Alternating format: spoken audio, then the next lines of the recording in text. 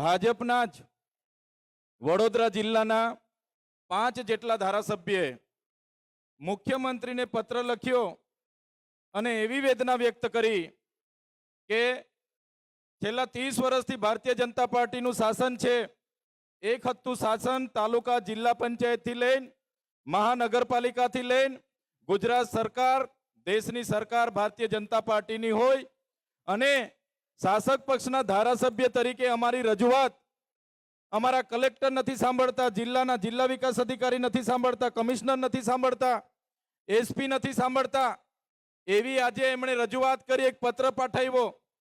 ત્યારે સાથીઓ વિચાર કરો, આ 30 વર્ષના એક હત્તું શાસનમાં ભારતીય જનતા પાર્ટીના પોતાના ધારાસભ્યને કોઈ સાંભળતું ના હોય, ભારતીય જનતા પાર્ટીના ધારાસભ્યનું કોઈ માનતું ના હોય, તો તમારા અને અમારા જેવા સામાન્ય નાગરિકોની તો શું દશા થતી હશે।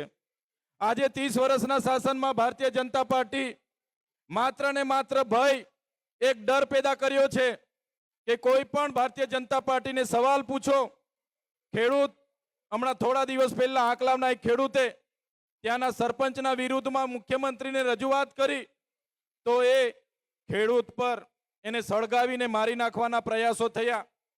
કોઈ વિદ્યાર્થી એમના શિક્ષણની અધિકારો માગે, કોઈ યુવાન આ સરકારમાં રોજગાર માગે, કે કોઈ સ્વાસ્થ્ય માટેની રજૂઆત કરવા જાય, કોઈ પીવાનું શુદ્ધ પાણી મળે એની રજૂઆત કરવા જાય, કોઈ વીજળી મળે એની રજૂઆત કરવા જાય, ત્યારે આ ભારતીય જનતા પાર્ટીના નેતાઓ એમને ડરાવે, ધમકાવે, પોલીસનો ઉપયોગ કરે, પોલીસને ત્યાં મોકલે, એમના પર રેડ પડાવે, ખોટા કેસ કરાવે અને એમને દબાવવા માટેનું કામ કરે છે। આજે આપણી વચ્ચે શ્રવણભાઈ જોશી નથી, એનું અમને દુઃખ છે। જે શ્રવણભાઈ જોશીએ એમના સમાજ માટે અવાજ ઉઠાવ્યો, સુરતની જનતા માટે અવાજ ઉઠાવ્યો, સુરતની જનતાને સુવિધા મળે એના માટે અવાજ ઉઠાવ્યો, ત્યારે આ ભારતીય જનતા પાર્ટીના નેતાઓને ગમ્યું નહીં અને શ્રવણભાઈ જોશી પર ખોટો કેસ કરીને એમને જેલમાં મોકલ્યા છે। પણ સાથીઓ, શ્રવણભાઈ જોશી એકલા નથી, શ્રવણભાઈ જોશી સાથે આમ આદમી પાર્ટી, પૂરી ગુજરાતની પાર્ટી ઊભી છે।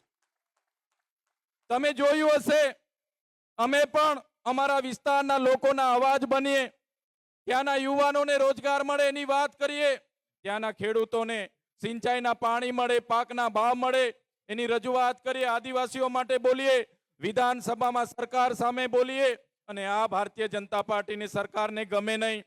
મને પણ 2 વખતે મારા પરિવાર સહિત એક વખત અને મને એક વખત જેલમાં નાખ્યા।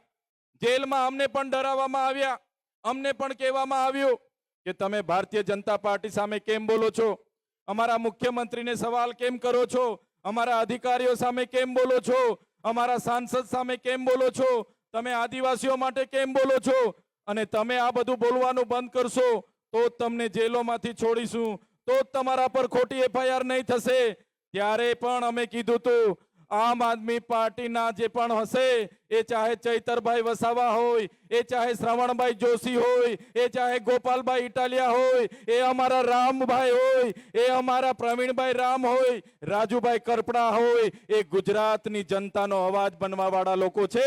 તમારી તાનાશાહી સામે અમે ડરવા વાળા લોકો નથી। અમે તમારી તાનાશાહી સામે લડીશું।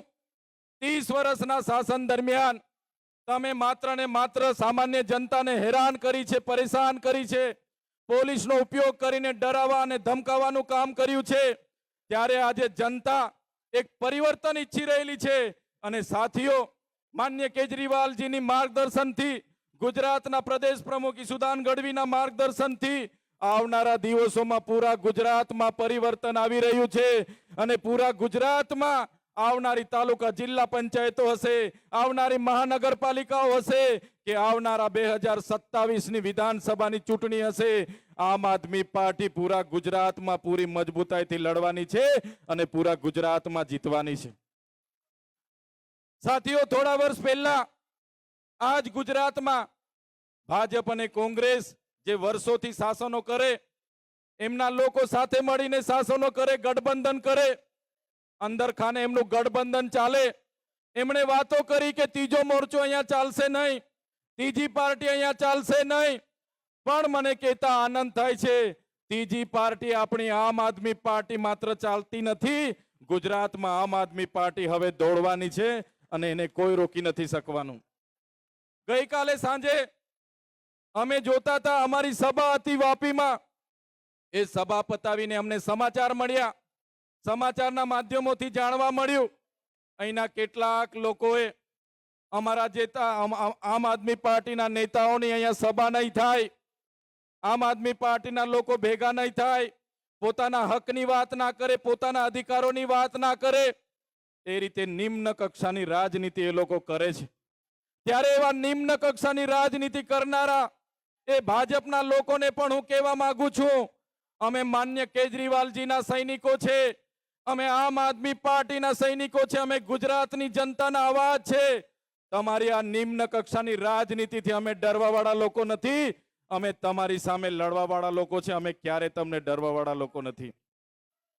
સાથીઓ, જ્યારે તમે શિક્ષણની વાત કરો ત્યારે આ ભારતીય જનતા પાર્ટીના લોકો તમને ભારત પાકિસ્તાનની વાત કરશે. તમે રોજગારની વાત કરશો તો આ ભાજપના લોકો તમને હિન્દુ મુસ્લિમની વાત કરશે. તમે મૂળભૂત સુવિધાઓની વાત કરશો તો તમને મસ્જિદ અને મંદિરની વાત કરશે. આ એમણે લોકોને ગેરમાર્ગે દોરવા માટે ના પ્રયાસો એ લોકો કરે છે. પણ અહીંયા ઉપસ્થિત હજારો મારા વડીલો, મારા યુવાનો, મારી માતા બહેનોને હું સલામ કરું છું કે આ ભાજપની તાનાશાહી પણ તમે ઝૂક્યા વગર, આ ભાજપની દાદાગીરી સામે તમે ઝૂક્યા વગર, આ ભાજપના નેતાઓની ગુંડાગીરી સામે તમે ઝૂક્યા વગર આજે હજારોની સંખ્યામાં અહીંયા ઉપસ્થિત થઈને એ લોકોના ગાલ પર તમે તમાચો મારી દીધો છે.